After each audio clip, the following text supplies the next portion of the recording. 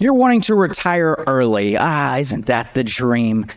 But what happens if you don't know where to pull from, which account to? What are your options here? Well, if you retire at 55, it's pretty easy. You've got the withdrawal from the 401k, the rule of 55, though you've got to be careful with this because if you retire in the year you're turning 55, you have access to the 401k, though there is a con to that, as with anything, and that's not every single company does the rule of 55. It's not a hard written rule. It's up to the employer plan. And so make sure that you're reaching out if you're retiring at the age of 55 or the year you turn 55.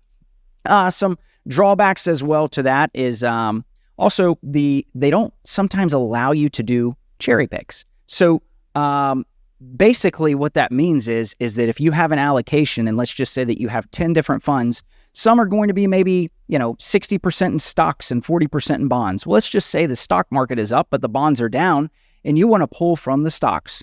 Well, oftentimes most of the 401k plans, when you're withdrawing from, they make you take equal percentages from each account.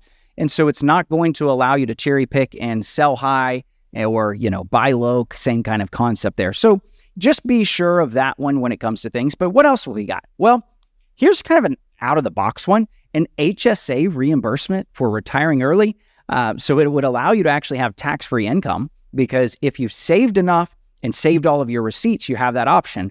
But a lot of people haven't built enough money in an HSA to do this. So it's not something that is going to bridge a long-term part of your retirement, but it could help a little bit. Let's just say that you needed a little extra. Maybe you had a brokerage account that you were bridging the gap with, and you just said, I'm going to run a little bit short. Well, if you've saved all of your receipts with your healthcare expenses, you can reimburse yourself with the HSA. Now, I personally wouldn't do this if you can avoid it, because the fact of the matter is that, you're spending down an account that will be beneficial later, because this is one that will grow tax-free. You can use that money tax-free later on, or reimburse yourself tax-free later on. And so there's a lot of benefits to the HSA and holding that one for a little bit longer, not just draining it right away. Another one we've got is the Rule of 72T. So it's a popular one. If you're retiring early and you've got pre-tax accounts, you can access those without the 10% early withdrawal penalty. There's a lot of drawbacks with the 72T. It will depend, you're not going to just have this you can't just say, hey, I want to take, 100,000 out this year, 20,000 out the next year. It doesn't work that way. There's a lot of limitations with the Rule of 72T. You have to take it also for at least 5 years. If you started at 58 years old and you retire at 58, guess what? You're going to have to take this thing until 63, no matter what. If you started at 52, you have to take it till at least 59 and a half. So there's some real drawbacks here with the 72T rule. It's, again, not one of my favorite. Probably the one that's the most popular, that most people like to talk about, is the brokerage account. They build what they call the bridge account to basically bridge the gap between early retirement and 59 and a half when you can access your accounts without penalty. And so that's one that is generally used.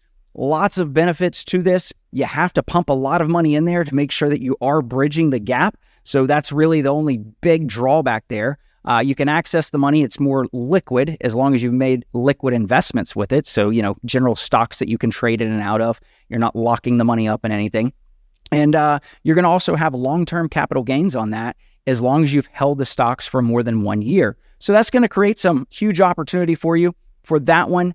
And I've got one more that I had talked about this the other day in the podcast with Dustin, and it's one that really out of the box thinking with some of what we're talking about here. And I'll tell you why in a second, because you're going to say, well, that's not that out of the box. But it's the Roth IRA account. Most people don't want to use the Roth IRA. I personally don't suggest using the Roth IRA because it's, again, going to grow tax-free. It's one of the last accounts you want to touch because you've got a lot of compound interest opportunity that's going to grow in this account tax-free in the later years. So you've got that. You've got to have a large principal balance if you're going to be pulling from the Roth. But what are the out-of-the-box things? Well, yes, you can access the principal anytime. That's pretty cool in itself. So if you've got $100,000 in principal balance in the Roth and the account's $300,000, you could access all of the principal.